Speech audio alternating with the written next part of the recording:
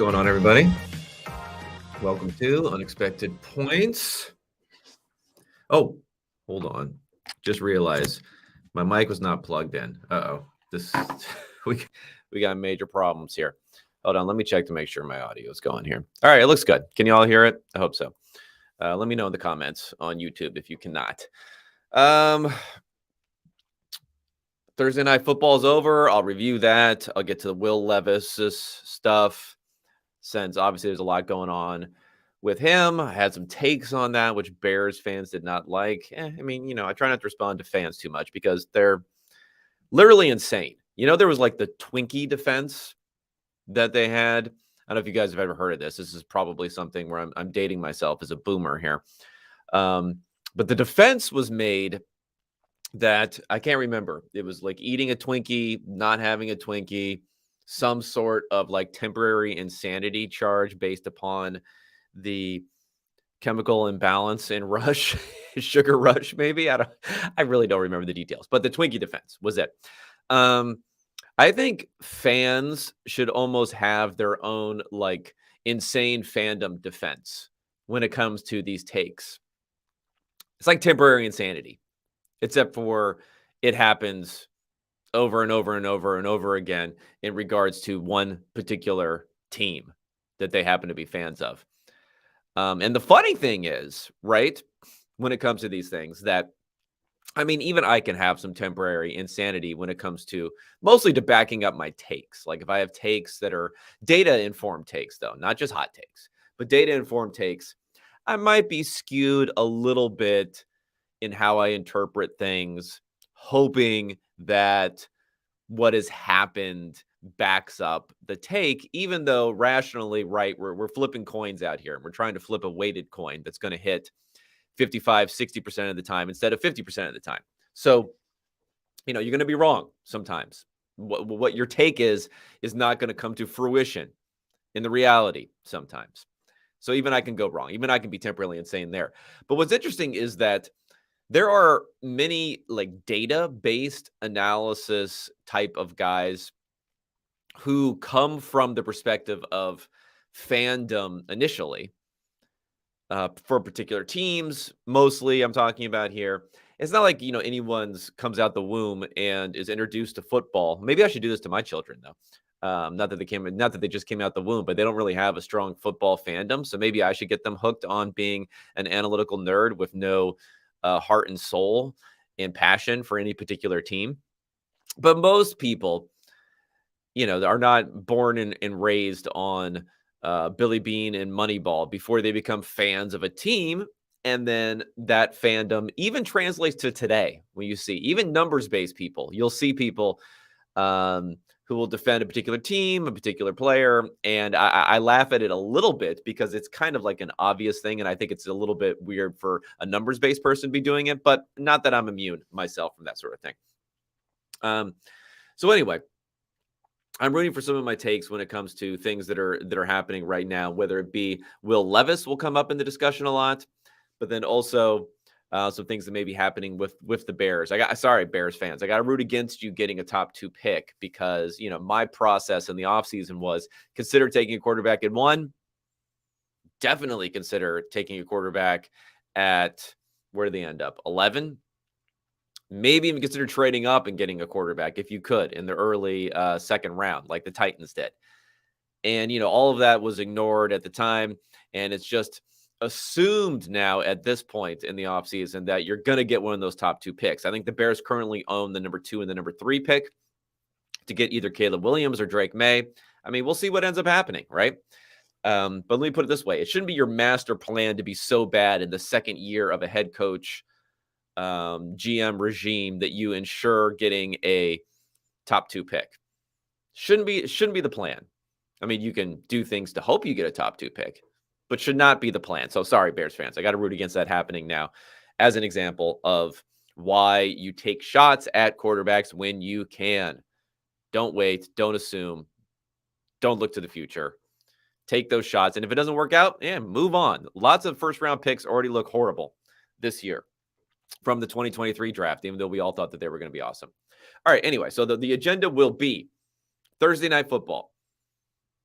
Then I'll talk Levis. I'll talk Raiders firings. I haven't done any of this. This is like the most impactful week for news I think we've seen throughout the entire season. The Raiders firing thing, it's pretty hilarious that it came basically right as the trade deadline was expiring because, like, again, these these um these island games are rough, man. If you throw up a complete stinker in an island game, the owner is watching. The owner knows that everyone else is watching and laughing at his team. I don't know if these dudes are on X or on Elon's X.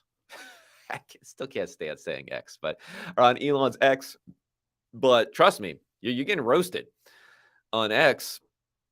That's worth about like 8 times as much as getting blown out on a 1 p.m. Sunday game where you're packaged in with 8 or 9 other games and no one's paying attention. No one's paying that much attention except for your fan base to your particular result.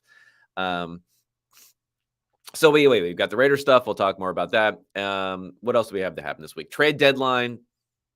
Some stuff going on there. So yeah, very impactful week. First, let's get to Thursday night football. Okay, I've been going on for a long time here. First, let's get to Thursday night football, which will then lead into Levis discussion.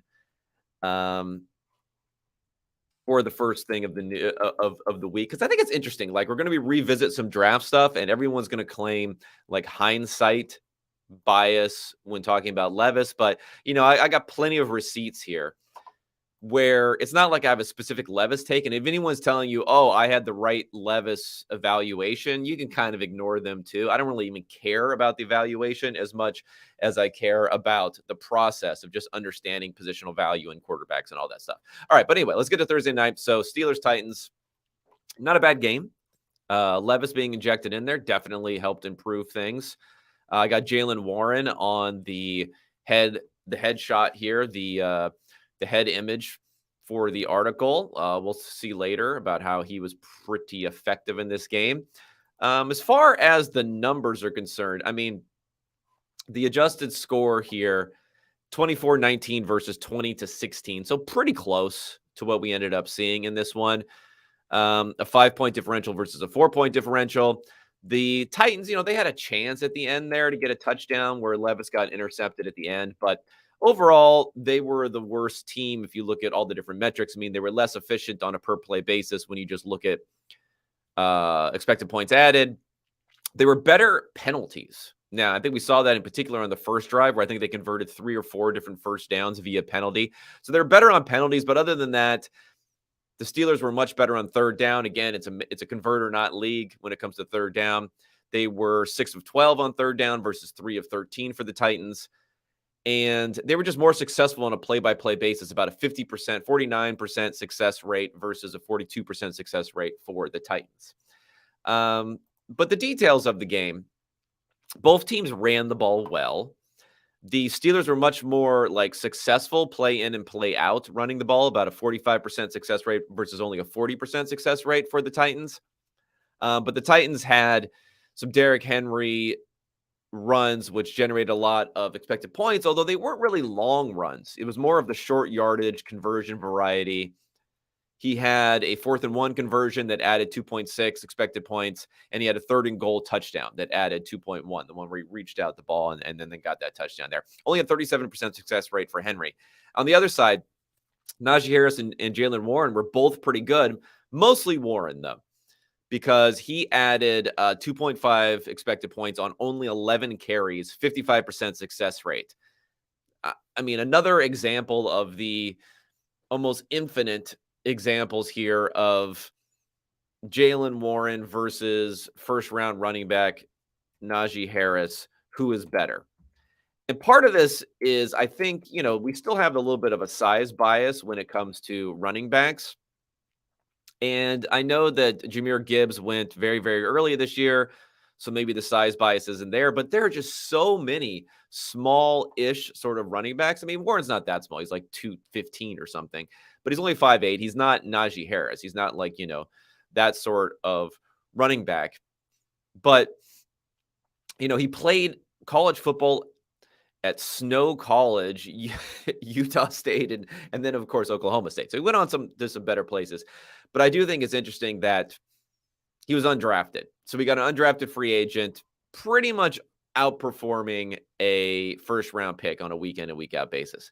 Another example, but then, next year we'll have another generational talent at running back who needs to be taken in the first round, the top of the first round. So that was really the thing here. More successful, the Steelers passing the ball, but I'll get into that a bit. It was a lot of dink and dunk sort of stuff and yak sort of stuff outside of the last drive where the Steelers did kind of make some plays there to make it happen.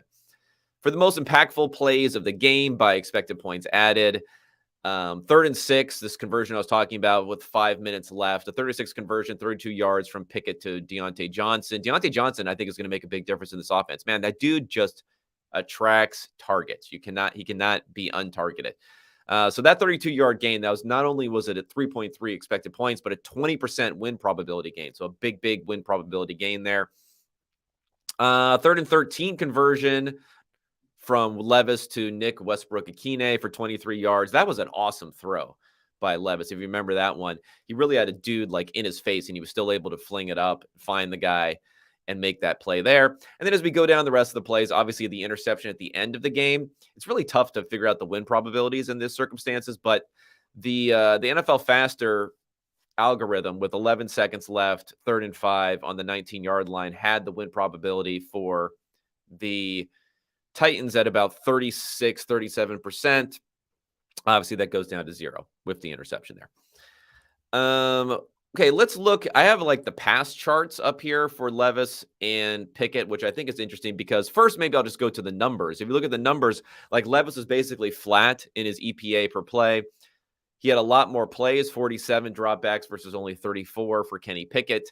He was more accurate. It depends on which number you look at. If you look at just by air yards, because he had a 10-yard average depth of target versus only a 5-yard average depth of target for Kenny Pickett.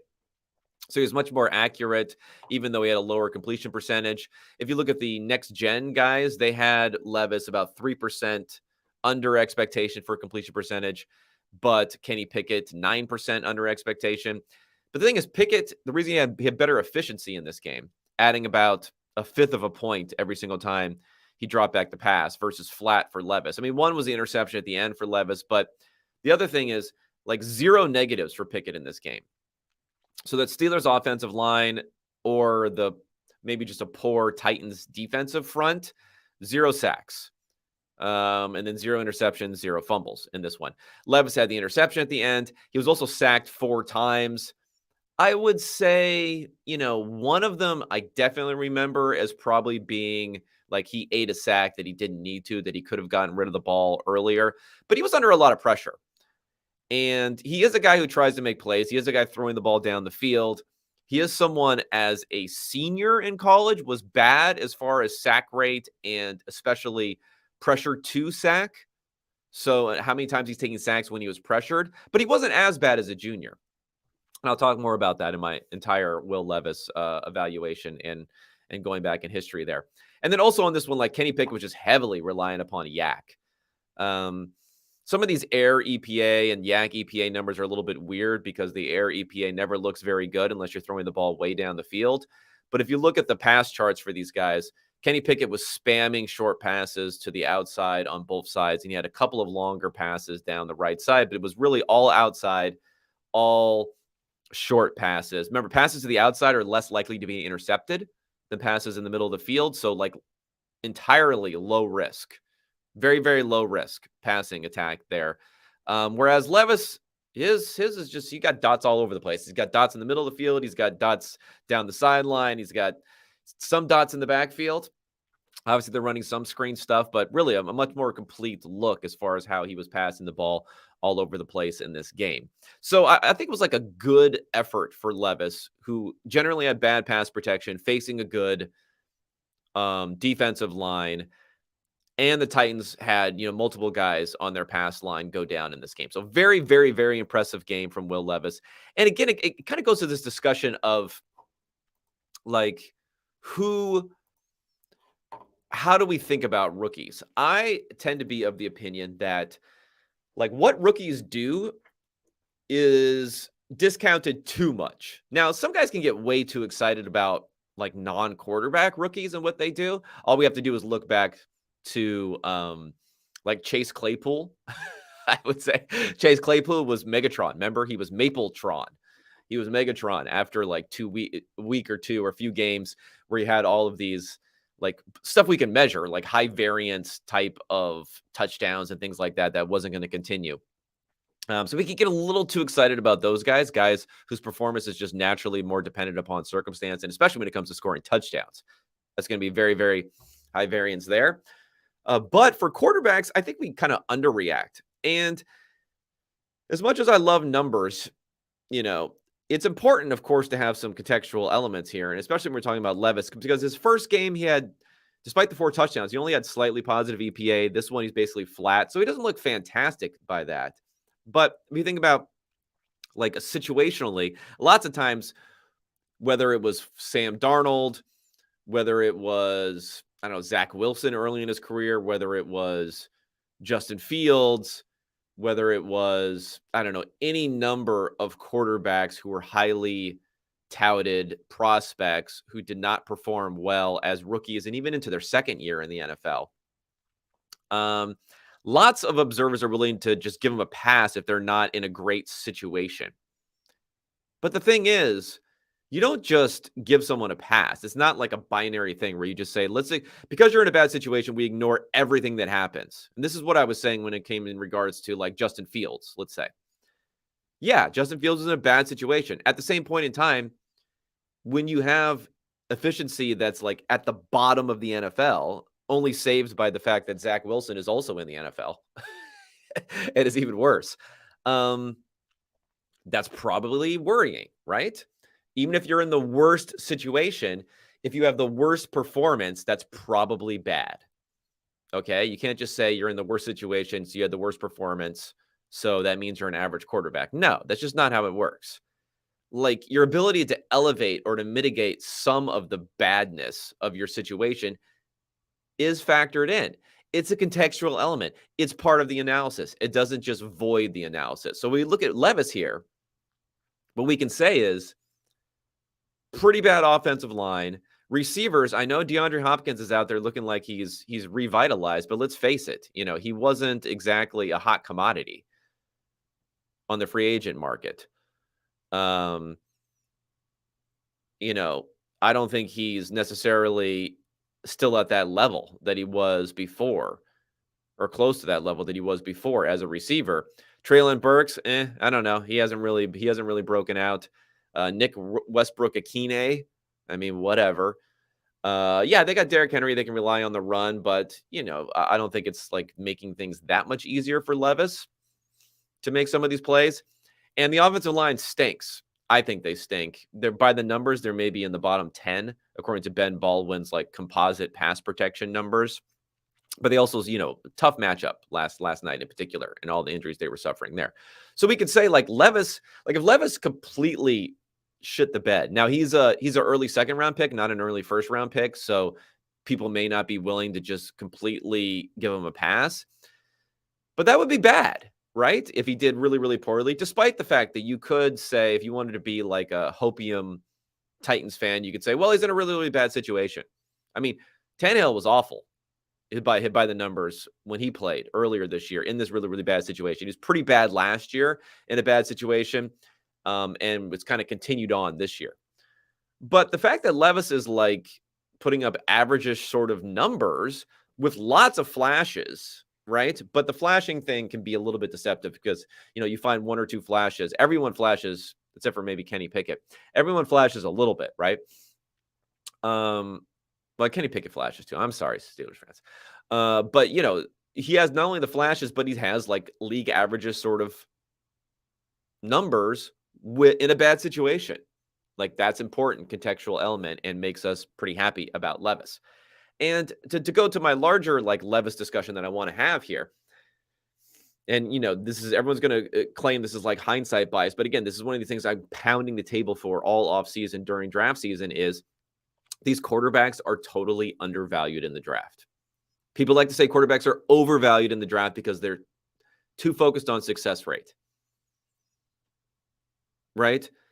They think to themselves, this edge rusher who looks fantastic, like, I cannot see any reason he would fail in the NFL because they look so good in college. Whereas quarterbacks in college, they can be up and down. Even good quarterbacks, even great quarterbacks when they come to the NFL. I mean, think about the top quarterbacks in the NFL right now. Patrick Mahomes didn't even have a winning record in college. Definitely up and down. Was seen as being a second round pick who flew up the boards. Eventually ends up going 10th overall, but it's not like there weren't a ton of teams who passed on him, who could have used some quarterback play. The Jets passed on him. The Jags passed on him. A bunch of teams passed on him in order to take other players. And this is back in the Blake Bortles era for the Jags that they passed on him there. Josh Allen. Obviously, Josh Allen majorly up and down. Did go 7th overall. Probably the one guy that I was pretty wrong on at the time that I really thought that he was not going to be successful. And in some ways, it's not that, by any means, anyone who was doubtful of Josh Allen was proven right, but he did have the most interesting career arc as far as really kind of struggling those first 2 seasons before breaking out in the third season, which doesn't happen that often. So in some ways, there were some more hints maybe with him that, like, if he goes into a different situation, I could see the lack of early success really affecting his career arc. But now I have him locked in pretty solidly as the second best quarterback in the NFL. Justin Herbert. Where did he go? 6th overall, I think, was his pick. People hated that pick. Even PFF, huge whiff by PFF on this one. Believing in their own kind of like grading and charting a little bit too much, as opposed to sticking to positional value is where they should have been. Graded as an F by PFF, that pick. A bunch of people said it was horrible. A bunch of people who are Herbert stans now said he just couldn't play and he stinks and he wasn't going to be good. So, like, we're talking about maybe the top 3 young quarterbacks in the NFL, right? You could throw Joe Burrow in there. I mean, Lamar Jackson, he wasn't drafted until the very, very end of the first round. I mean, a lot of guys with question marks coming out of college. So this idea that, like, the pristine non-quarterback pick just feels better to a lot of people, and people still believe that quarterbacks are taken. Some people believe quarterbacks are taken too early because of the low success rate. Just are totally missing the game here. The game is to win. The game is to score points. The game is to have great play at the most valuable position, whether or not it's taking you multiple first-round picks to get there or not. The game isn't hit on every single first-round pick by going for the highest success rate players like running backs and others. I mean, even when we talk about edge rushers, right? Chase Young getting traded earlier this week for a 3rd-round pick, you might think, like, Chase Young was probably seen as being as much of a slam dunk of a non-quarterback, high-value position pick as there could be.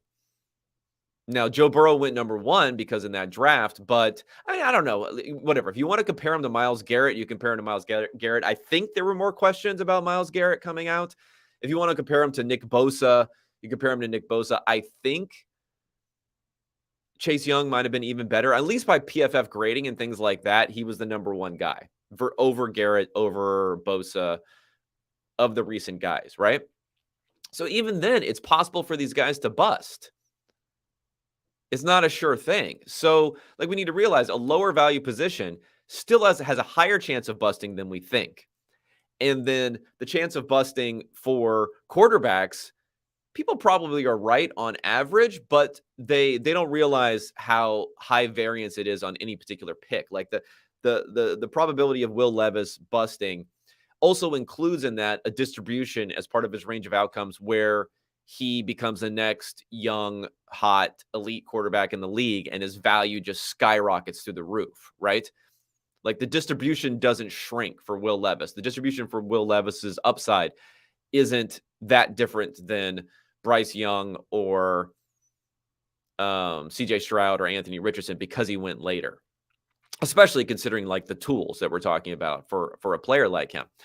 And, I'll go back to, again, we're going to play. We're not going to do all hindsight here because everyone thinks it's hindsight. So I'll go back to what I did in the offseason when we're talking about this, and because I made this comment about like how many teams would now trade in their first round pick that they made on a non-quarterback and draft Will Levis now in the first round, who didn't do it before. I think it's a lot of teams would do it, but not just because of Will Levis. That's an important point. It's not just because of Will Levis. Teams are also highly, highly, highly overconfident about whoever they have coming into the season. Fans, so much hopium in the offseason. Jordan Love. Whenever I would say about Jordan Love or Desmond Ridder or even Sam Howell, although I don't know if fans were as high on Sam Howell as they were on those other two, what I would say, like, hey, the most likely outcome is these guys aren't good. Fans would be so upset. They'd be like, no, the coaching staff loves them. Do you not know? You don't know anything. The coaching staff has been working with them. Did you not see that one game they had last year or whatever? Even though I think Ridder was kind of trash in most of his games last year. I understand this is like most third-round quarterbacks like Ridder don't do well in the NFL, but do you not watch Desmond Ridder? So it's like their guy is always different in their heads, right? So you have twofold factor that happens in here.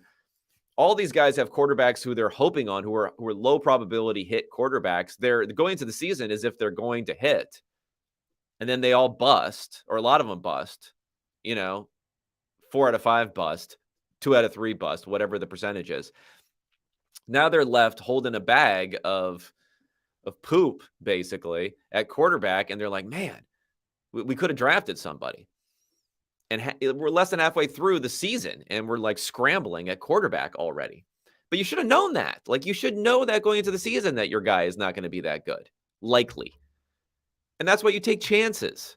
If it doesn't work out, it doesn't work out. That's fine. But anyway, going back to this piece that I wrote in the offseason, which I thought was one of my, I'm going to toot my own horn here, I thought was one of my better pieces, which was building a more useful NFL draft big board. Now, these big boards suck. Most NFL draft big boards suck. I got Hendon Hooker on here. I wish I had Will Levis in reverse, but anyway. But still, it's still part of the same overall theme of quarterbacks being taken early. So most of these draft big boards suck because they don't really encapsulate, I don't know what. Maybe it's success rate they're focused on. Who's the best player, quote unquote best, which is a meaningless distinction if we're not talking about like positional value, right? And grading based upon whether they are like an all-star, an all-pro, a pro bowler, a likely starter, so on and so forth. Again, kind of like ignoring positional value. Now, you look at the positional value curves by draft pick. I mean, quarterback is way above anything else. You have another tier of what I call like the high value non-quarterbacks, which are offensive tackle, edge rusher, interior defensive line. Interior defensive line because you're getting a lot of pass rush now from those interior defensive linemen. Then you go further down and it's like cornerback, wide receiver, maybe. Then you start to get into interior offensive line, off-ball linebacker, running back, tight end, safety. Tight end's a weird one because like there's so few tight ends. You can get a lot of value, but the problem is there's just been like mid-round tight ends that have done so well. Mid to late round tight ends, like Kelsey was a 3rd rounder. Kittle was a 5th rounder, that it ends up kind of skewing the numbers. But that's basically the gist of things. So what I decided was I would take the grading from Sports Info Solutions, which kind of tells you like how good of a player they will be at their respective position. And that's how they have their rank ordering. And that's how a lot of people rank order grades. They'll say that Will Anderson, for instance, was the number 1 player last year because we have him with the highest grade, even though there are quarterbacks that everyone's taking. And then I said, you know what, let's apply this to how much surplus value you can get from these positions because of how valuable they are. Let's just look at how much money they're making in the NFL. Like, let's look at how much an average quarterback is making in the NFL. So if you're projecting this guy to be an average quarterback, I'll say, okay, how much value are you getting versus what their contract costs you as a rookie? And then let's rank them by that instead. So the major shifts are, of course, at quarterback. Bryce Young was ranked number 1 here and CJ Stroud number 2. They ended up going 1 and 2. They were 4 and 5 according to like the traditional big board. You see a lot of people when they're big boards, they would not have Young and Stroud at number 1 and number 2, even though they're the number 1 and number 2 pick. It's again, silliness. I had Anthony Richardson at number 3. Now, according to the SIS grading, he was all the way down at number 32. Obviously, others had him higher. Obviously, he went, fourth in the NFL draft. So take that for what it is. But then even with lower ratings for Levis and for Hendon Hooker, I still put them at 4 and 5. Now, Hooker, he was injured. He had some other stuff going on. He's an older prospect. Like, I don't really put him on the same level as Levis, but I was using the SIS grading. I would have had him at a lower grade probably, but I was using the SIS grading. But I do think for Levis, like, okay, he was 33rd on their traditional big board. I had him as 4th overall. This is not hindsight bias. Like, I'm putting him above guys who are graded as quote unquote solid starters at other positions, even if he's seen as being a low end starting quarterback. Because guess what? There's a big range of outcomes. Even if your most likely outcome is a low end starting quarterback, you have a piece of that distribution, which is an elite quarterback, and that just blows away the value at these other positions, even the high value, like even the great edge rushers or interior defensive linemen. I mean, yeah, there's an Aaron Donald who comes out every now and again, but that's like seriously a unicorn versus quarterbacks who can perform well. So I've been saying this whole Will Levis thing for a while. I've been talking about the Bears needing to look at drafting a quarterback. I've been doing all these things for a while. This is not hindsight bias with Levis. It's a combination of Levis is like, look, guys can look good. Guys can play. Even if we're not confident of them, we need to realize that, number one. And number two, the quarterback options you think you have going to the season are probably not as good as you think. And that's the whole Will Levis discussion. I mean, we'll see how he performs going forward. Everything could fall apart, all this sort of stuff. But it's just amazing to me when we think about like value appreciation. Even if Will Anderson was playing really, really, really well this year, the amount that he would go up versus what he was valued as let's say the traditional big board number 1 player, the number 3 pick in the actual NFL draft, the amount that he will go up versus if Will Levis strings together a couple of other good games, all of a sudden Will Levis is looking like he should have been the number 1 pick overall after being in the beginning of the second round. No other position is really going to do that a few games into the first year. I mean, I remember Patrick Mahomes did not play a single game as a rookie, but there was all this. Well, actually, did. Excuse me. He played the last week, and he looked okay because Kansas City had the playoff spot tied up. But there was all this positive buzz about him, and it was almost like going into a second year, he had a really, really high value attached to him, despite the fact of not even playing that much because of all the positive buzz around it, because of the fact they were willing to trade away Alex Smith. And I'm not saying he was worth as much as Myles Garrett, who was the number 1 pick necessarily, but I don't know, man. It might have been close, even though Myles Garrett looked pretty good as a rookie. He had some injuries, but he looked pretty good as a rookie. So, like, why do we just keep fooling ourselves every single draft into not realizing how much these guys can jump up in value? Like, why would you not want to have that sort of like weighted lottery ticket? Okay, you're trying to hit the jackpot in the NFL and win championships. You're not trying to just muddle by and say we're going to throw Desmond Ridder out there and hope that he's an average quarterback and we built all these things around him. Like, why? Makes absolutely no sense. All right, let's get to some other news stuff from the week. So I guess trade deadline was that first. I will start. I want to make sure I don't miss any of the big here. Trade deadline. So I guess the big one would have been like Montez Sweat, right? Going over to the Bears. I don't know what's going on here. I mean, I've seen takes in either direction on this one, but I'm just trying to think about this. Okay, let's think about this from a like scenario perspective, like why you're doing this. So again, just to say, so it's like a second round pick, basically, right? That they're trading. So that means a high value second round pick. That means according to like the surplus value sorts of ways of looking at player value. In other words, the value they have over their contracts, and the contracts are really, really, really cheap for rookies at the beginning of the second round. And you can still get some good players, non-quarterback mostly like good wide receivers, good cornerbacks, good interior offensive linemen in that sort of range.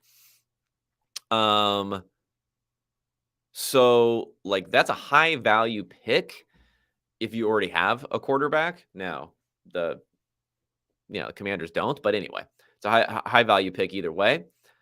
High value pick for the Bears because, presumably they're going to hope to use one of those 2 first-round picks on a quarterback this year. Like, what so why what's worth this to you? Sweat, I believe, was gonna be a free agent in the offseason anyway. Or, I mean, at the very worst, he would have been franchise tagged and then right? He would have been, let me see. Had he been franchise tagged already? He hadn't, right? He was coming up at the end of his contract. Um, yeah, so he was on his rookie deal. So maybe they could have tried to tag and trade him at the end of this. He was in his 5th year option. So like but a tag and trade, like what would they have gotten on a tag and trade for him?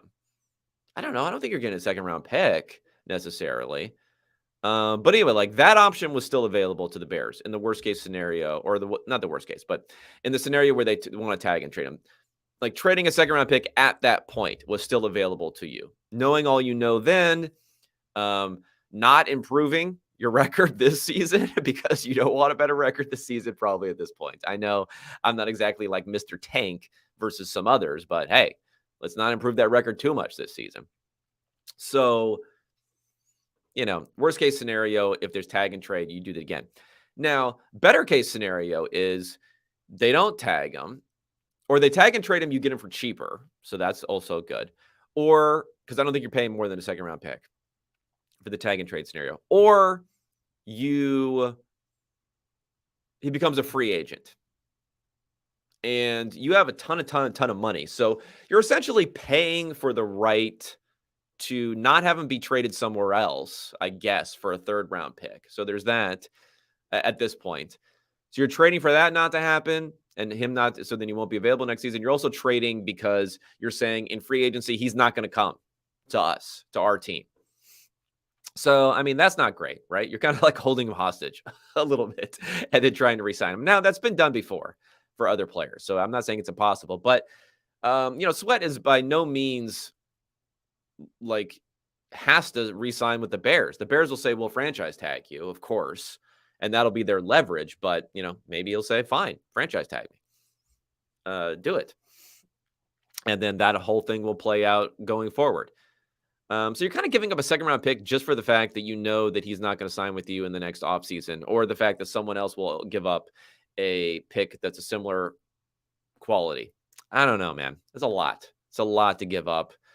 And I know you got tons and tons and tons of money at this point to spend, but ideally you want to be stacking pieces at a value that you can then build around the quarterback. But the upside for the Bears, and the Bears are in a unique situation where like they don't have a quarterback who they're about to pay a bunch of money to. Sure doesn't look like that. So they're always going to have that quarterback situation. So I guess it's not god awful for this one, but I'll say bad. Chase Young seems like a fine deal for both sides. Not really, I don't have a lot to say in either direction for that one. I do think it's a little bit interesting that the Commanders, without having to pay a big quarterback contract, are still like such sellers in this market, but that's the way it goes.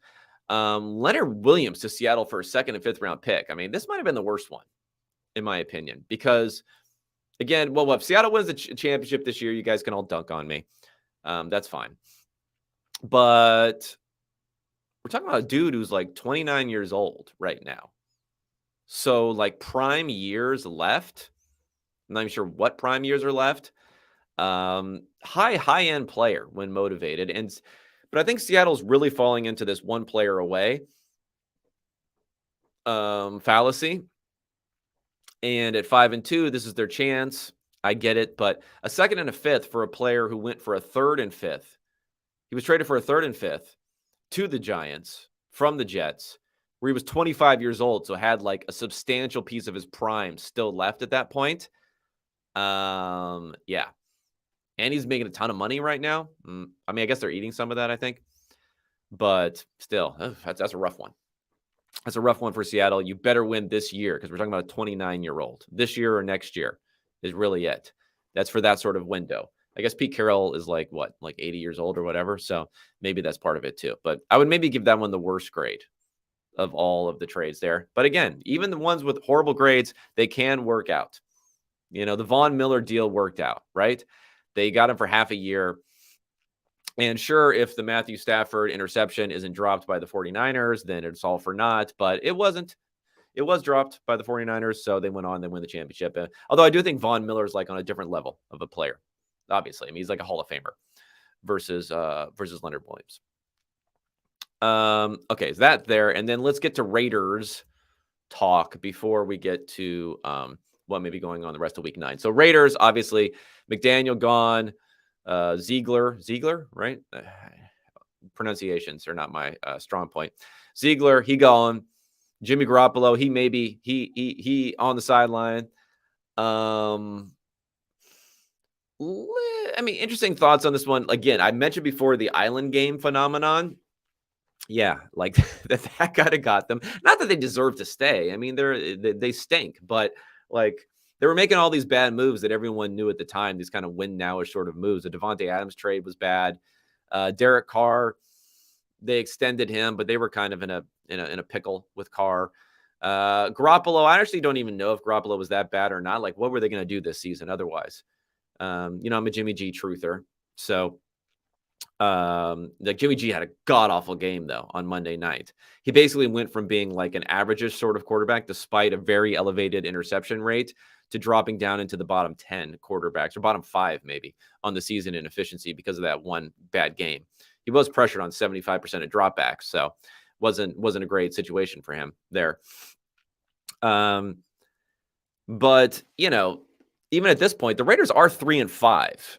They're facing the Giants and the Jets in the next 2 games. Like, there's some scenario under which they're able to win those games. It'd be 5-5. I mean, they still got basically very, very, very tiny chance of making the playoffs. But like, at what point in the season are we just saying, hey, we're playing for 2024 for a team that's probably not going to get a top 2 pick and get a great quarterback prospect? At what point are we like tanking? So we got 10 months before we're going to have meaningful football in 2024.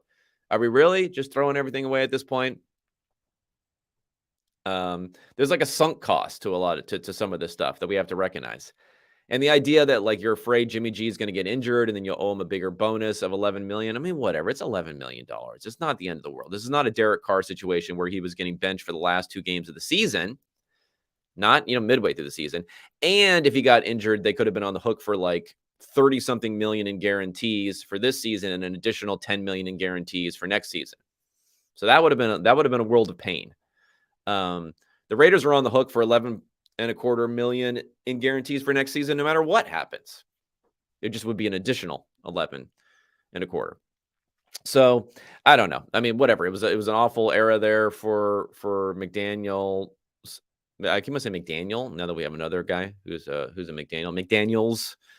Not that much else to say about it other than seems like a little bit of emotional reaction. Make these decisions in the offseason. Don't hire these guys in the first place. Push back on these moves when they're making them, when they happen, rather than now all looking back and blowing everything up and saying, okay, Raiders fans, get ready for September 14th, 2024. That's your next time of meaningful football that you're going to be playing for this team. I guess you have the offseason hopium and everything else that comes with draft picks and stuff like that. But pretty poor situation there.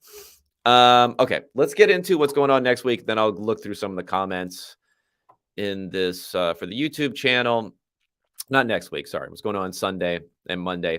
Then I'll get into the comments of the YouTube and take any questions. If you have any questions, go ahead and drop them in there. Okay, so I ran my adjusted numbers versus the spread.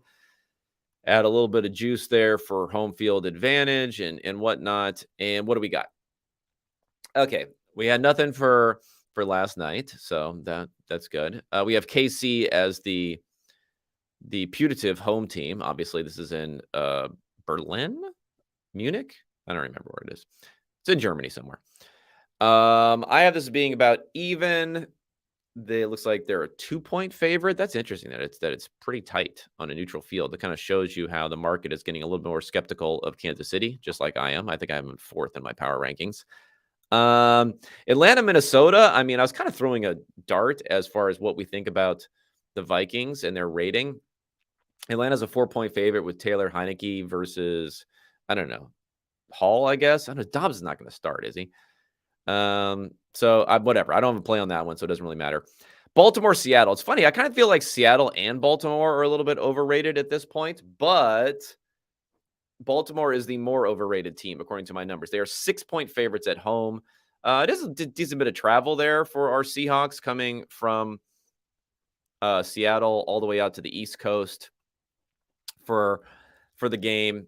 I have this line as being more like Baltimore should be, I don't know, 3-point favorites. So getting up to 6 is pretty good. Let me just make sure on the numbers here that you're actually able to get 6, and it's not like one of those situations where you're paying a huge premium in order to get 6. No, it looks like it is 6 right now that you can get some places at least. So I don't know. It seems like a good number for Seattle. I mean, I'm not even that high on Seattle. I'm just lower on the Ravens than a lot of people. Still continue to be. Sorry, Flock Nation or whatever you guys call each other. Ravens fans call each other. I like LA versus Green Bay. Green Bay is a 3-point favorite at home versus the Rams. Let's look at the numbers. Yeah, that looks about right. Is Matthew Stafford not playing or something? What's going on here? Make sure that would matter. He is missing practice. Doesn't practice with an injured thumb. Okay, well, wait on that then.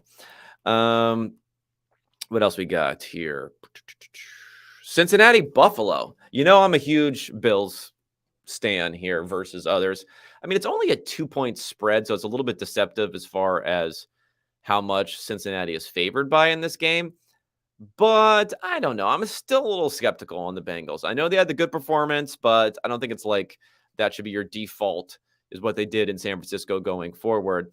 We kind of had a false start with an okay performance against the Cardinals a couple of weeks earlier. So there's a little bit more fits and starts. I mean, Buffalo, Josh Allen has the highest efficiency in the NFL right now for any quarterback. I think things will get a bit better. We'll see the defense. Yeah, the defense is struggling a little bit, but we'll see on that one. I have this more like Buffalo should be favored versus Cincinnati in this game. It is between the threes, so it's probably overstating how much of a difference my numbers have versus the betting line. But yeah, I don't know. I guess that would be a money line. This is more of a money line situation than a what's the money line here? So the money line you can get the Bills at it's interesting. The Bills minus 105. That is actually yeah, I guess that makes some sense. Let me see. What's the best you can get for the Bills? Plus 110 is the best that you can get. So I don't know, a little bit better than even money coming back to you. I would take that. I would take that for the Bills there. I like that one. Other games that might be of interest this week. I think Jets Chargers is pretty interesting. Like my numbers kind of like the Jets a little bit here, but man, it's rough. It's a rough watch for Zach Wilson. So I'm not sure what to do. Like if you don't get that one Brees Hall like 50-yard explosive play, it's a rough watch. So I would skip out on that one. And other like really important games here. If New Orleans can win, I think that's kind of important. That's an interesting one. Carolina, I'm interested to see what Bryce Young is going to do in this one. If he can kind of stack a couple of good games, need to take fewer sacks though in this one. Cleveland, they like need this win to keep things going. We'll see. I guess Deshaun Watson is still a little bit out. And then, big game here of Philly versus Dallas. That's like a monster game. People love the NFC East. It's a 3-point line. I have it. It should be about 3.5. Well, less than between 3 and 3.5. So almost exactly in line with what they have here. Nothing that critical to say about this one. Two teams that are in really good form, though. And this is highly impactful when we're talking about things like Super Bowl odds, much more than you would necessarily expect in a game here because you have same conference, right? Same division. You do have a, I guess, 1.5 game lead for the Eagles here. So if the Cowboys can win this, the Cowboys will go to 6-2. The Eagles will be 7-2. The Cowboys will have at least the first half of the head-to-head. They'll do it on the road. So I think that's a big one, right? And then that'll also set up a home game, primetime game, December 10th. So if the Cowboys can win this one, then they have the Giants, the Panthers, the Commanders in a row there. That's pretty sweet.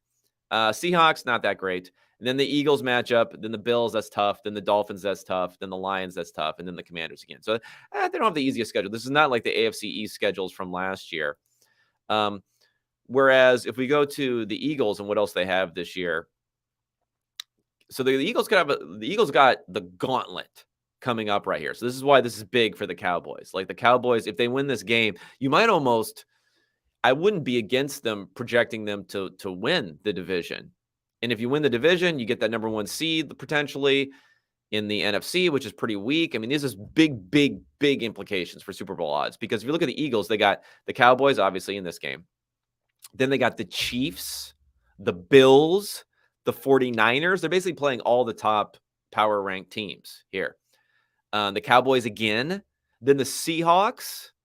Then they finish out the schedule pretty easy, but things could look somewhat dire because they finished with the Giants, the Cardinals, and the Giants again. But things could look pretty bad for the Eagles at that point. This is like a hugely important game, I think, for them to lock down in this one. All right, let me look at some comments here, and then I can get out of here. If you have any more comments, go ahead, drop them in the channel here. Let me see. Caleb here says, is there such a thing as an EPAOE, like a CPOE? I assume EPA uses league average success rates given input conditions. Yeah, I mean, it kind of is like a above expectation built into it for EPA. It's your expected points before the play, which is based upon league averages of down distance, field position, time remaining, all that sort of stuff. And then it's your expected points after, based upon a new set of conditions.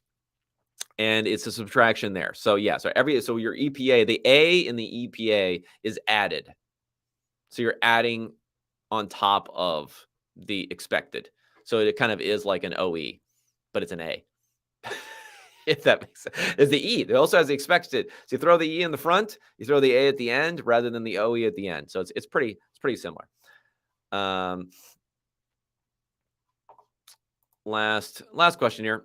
Those very high seconds have more surplus value than low first rounders too, right? Yeah, they actually do because there's a step down in money. Like, okay, you lose the 5th-year option. I think the 5th-year option is a little bit overhyped as far as its value, especially when it becomes fully guaranteed now. Where if you look at okay, here we go. If you look at the salaries, and it's always amazing, like, to see how much they step down, like, how quickly it goes down in the NFL draft. Here, I'll even bring it up for you guys who are watching on here, like, how quickly it goes down, not just this, like, second round sort of thing. So the biggest salaries in the NFL draft, like, look at how huge it is. So this is a 4-year contract, though. Let's get this right? $41 million for the number 1 pick. You get down to the number 10 pick, it's already down to $22 million. So it's almost cut in half, just going from number 1 to number 10. But then as you go further and further down, shit, this thing only goes to 31st. So it's 12.75. But I'll just tell you that what happens is 12.75, still really, really cheap, though, at the end of the first round. But then once you get into the second round, and remember this year there was only 31 picks because the Dolphins lost their pick and blah, blah, blah. It drops down, I think, to 10 straight, 10 even after that. So there's like rather than it going down by 0.3 million or 300,000 from pick 30 to 31, when it goes down to pick 32, then it drops down by like 2 million. So that's why those picks at the top of the second round, you have that step down. That's why you get a step up in surplus value because, There's not like going from the 32nd best player, the 33rd best player versus the 32nd or 31st best player. Pretty similar, but you get a larger than usual step down in value. So yeah, those early second round picks are pretty huge. And let's face it, like teams like the Patriots, we're just living on those things. That's part of like the loser's curse sort of deal. The Patriots and teams that are really, really good, they could just trade out at the end of the first round, stay in the early second round, get those desperate teams who stink, who are picking at the beginning of the second round to move up, get their future picks, which are probably gonna be pretty good because they stink. These teams stink. And you're getting an early second round pick, which is just as high of a value as your late first round pick. It was just boom, boom, boom, loser's curse, how you stay ahead, as long as you have the right quarterback, if you have one of those late first round picks. All right, everybody, everybody. Thanks for tuning in. I'll be back at you Monday morning for the wrap up. Of course, unexpected points. I don't shill unexpected points enough. Go on there. Go to the website. Subscribe. Throw some shekels in my direction. I could use it. Unexpectedpoints.substack.com. Otherwise, I'll be talking